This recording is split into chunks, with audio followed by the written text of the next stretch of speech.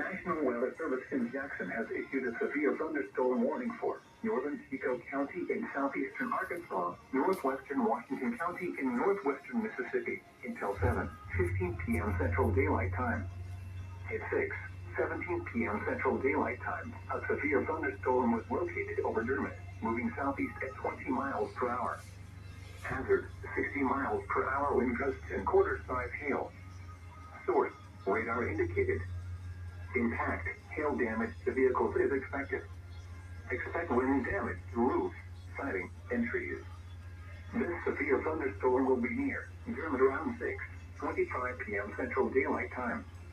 McMillan Corner around 6:30 p.m. Central Daylight Time. Lake Village around 6:40 p.m. Central Daylight Time.